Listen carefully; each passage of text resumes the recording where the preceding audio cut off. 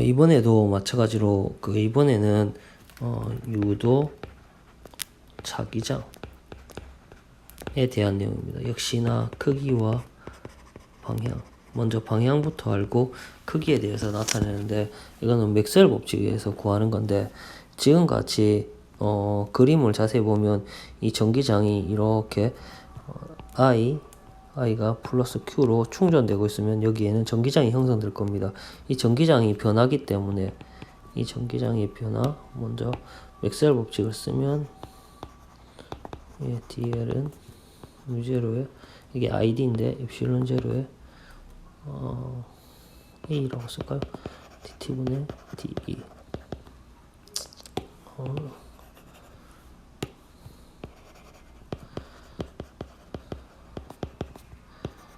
U0에 엡실론에 A 면적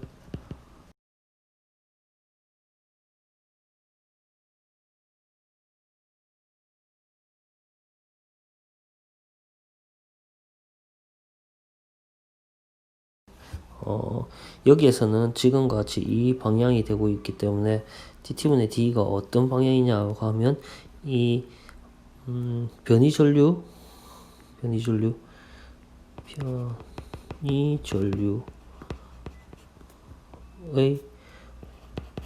오른-나사 법칙이 유도 자기장의 방향과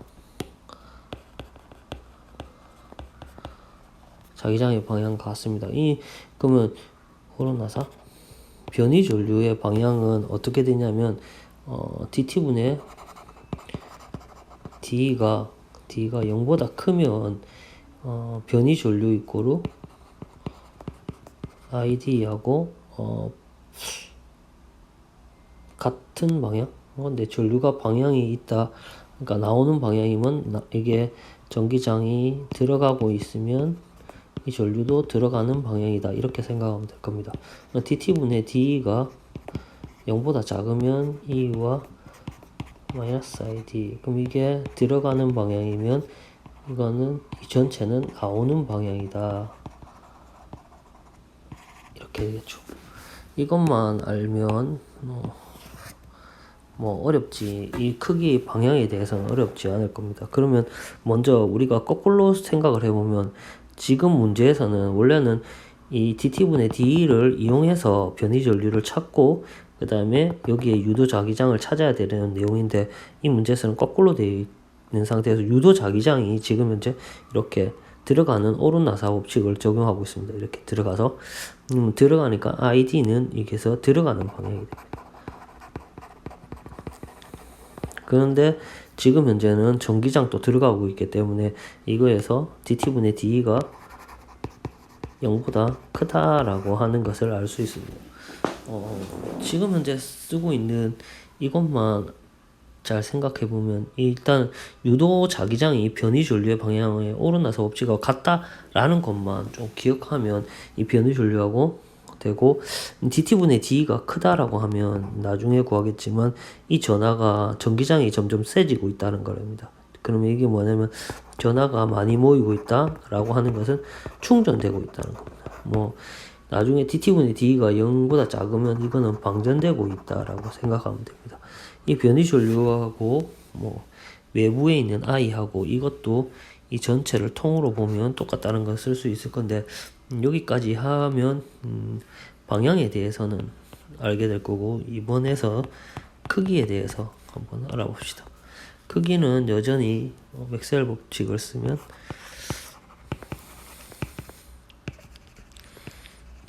여기에서 이거를 쓸 때 두 가지로 쓸 수 있는데, id 이렇게 한 개 쓸 수 있고, id는 엡실론 제로에 dt분의 d파이 e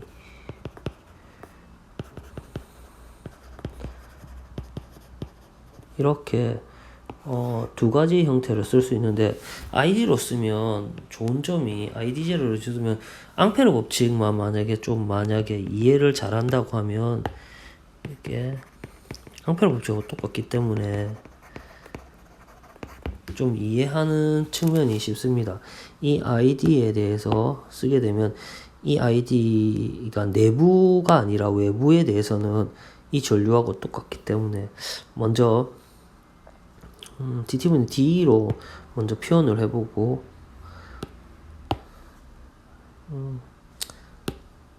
이 id부터 쓰겠습니다. d에 대해서 d0라고 하는 것에 대해서 의미를 좀 알아야 되는데 이렇게 되고 있는 이런 전기장이 있으면 이렇게 충전되고 있으면 전류가 흐르겠죠. 여기에 있는 I가 흐르는데 이때 여기에서 여기에 ID 이렇게 변이 전류 흐르는데 이때 이 전체의 축전기 원형 축전기에서 이 전체를 흐르는 전류가 있다라고 생각을 해보면 이 전체 이 통으로 이때 어떤 생각을 했냐면 예전에 동축구에 대해서 이렇게 되고 있을 때 이렇게 뭐 I가 흐르는 경우에 이 지점에 자기장을 구했던 경우를 생각하면 이 전체 한 개가 전류 I가 원래 이렇게 하나의 직선 하나의 선으로 I로 되어 있다고 쉽게 생각했던 점이 있을 겁니다. 가우스 법칙을 쓸 때도 마찬가지로 이렇게 크기를 가지고 있는 전류 I를 하나의 점전화 아니면 이게 선에 있는 것처럼 생각을 해서 크기를 무시하는 거하고 마찬가지로 생각을 할 건데 이 I하고 이 전체를 통과하는 I, D, 제로하고 똑같습니다. 그러니까 여기에 흐르는 전류 I가 ID0인데 이게 어떤 뜻을 가지고 있냐면 입실론 제로에 파이 라지알 제곱에 dt분의 de가 된다는 겁니다. 이 전체 이게 통면적 여기에서 여기까지 r 만큼 되어 있습니다. 이거를 쓰면 어떤 점이 좋냐면 이거에서 의미를 알려고 하면 어떤 의미가 있냐면 예를 들어서 이렇게 돼 있는 지점에 이 지점 바깥으로 가 있을 때 바깥으로 가 있으면 우리가 안에 있는 거하고 똑같이 생각할 수 있죠. 여기 그러면 이 B하고 실제로 이 정상 전류라고 생각했을 때 이 B하고 실제로 같게 됩니다. 당연히 이 안에 있을 때 여기에 있을 때의 전류하고 여기에 있을 전류는 실제로 다르겠죠. 이거는 이거에서 거리가 줄어들지만 이 자체는 전류값 자체도 줄어들기 때문에 이거는 조금 아닌 겁니다. 이 전류의 세기하고 이거는 요만큼의 전류가 이 지점에 자기장을 만들기 때문에 그러니까 이렇게 통면적 ID0라고 하는 것을 쓰면 어떤 점이 좋냐면 이 전류하고 이거 바깥에 이 전류 바깥에 있는 유도 자기장을 구하는 데 좀 쉽습니다. 그러면 여기에서 ID0를 쓰면 먼저 DL은 유제로 그러니까 ID인데 뭐 이게 D가 0보다 크기 때문에 기억해서 내부를 쓰겠습니다. 그러면 B에 이 파이 R1은 제로에 입시는 제로에 이때 역시 마찬가지로 내부에 있기 때문에 이 안에 있는 면적만 예매입니다. 1이고 dt분의 d 이와 같은 식이 되겠죠. B는 그럼 U0에 입시는 제로에 1분의 R1에 dt분의 de 이렇게 되는 게 실제로 dt분의 de로 표현한 건데 id0라고 하는 파이 r 제곱에 입시는 제로에 파이 r 제곱에 dt분의 de를 쓰면 우리가 앙페르 법칙에서 쓴 거하고 비슷하게 똑같이 나옵니다. 2에 이게 파이가 들어가기 때문에 어떻게 되냐면 여기에 파이 r 제곱에 dt분의 되니까 이게 위에 파이 r 제곱 밑에 파이 r 제곱 이렇게 썼다라고 생각하면 됩니다. 입실제로는 같이 있기 때문에 그러면 이 파이에 유제로 이게 이제 무한직선 전류에 의한 자기장처럼 생각할 수 있죠. 그러면 2에 2는 썼으니까 R 제곱에 R에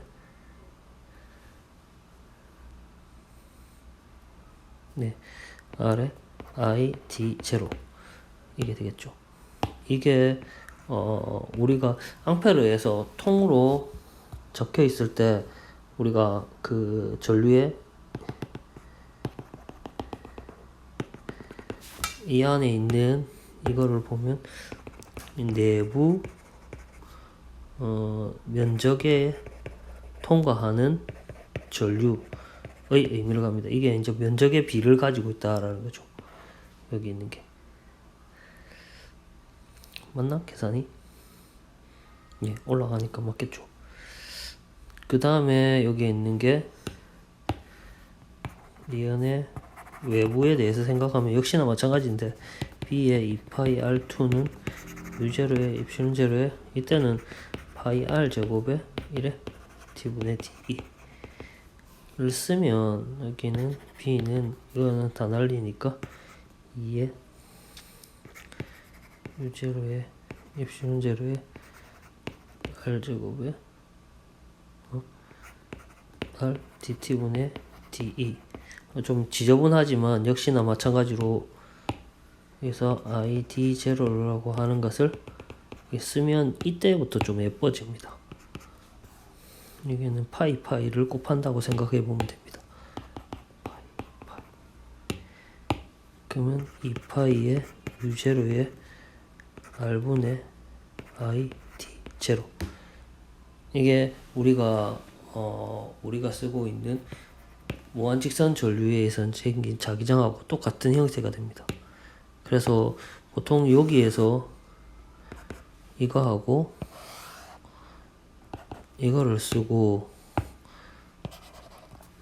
이 지점에서 외부에 있을 때 좀 많이 쓰고 있으면 이 전류가 실제로 어떤 거하고 똑같냐면 이게 축전기에 충전될 때 전류하고 같다라는 걸 이용하면 어떻게 되냐면 C가 보통 RC 회로 이렇게도 나타낼 수 있는데 RC 회로에서 I를 구해서 이 I가 ID 제로를 이용해서 유도 자기장을 구하라고 하는 그런 문제도 있습니다. 그러니까 예를 들어서 이렇게 만약에 예를 들어서 스위치를 이렇게 닫았어요. 그럼 스위치를 닫는 순간 이 지점에서 이렇게 이 지점의 자기장이 얼마냐 이렇게 물어본 겁니다.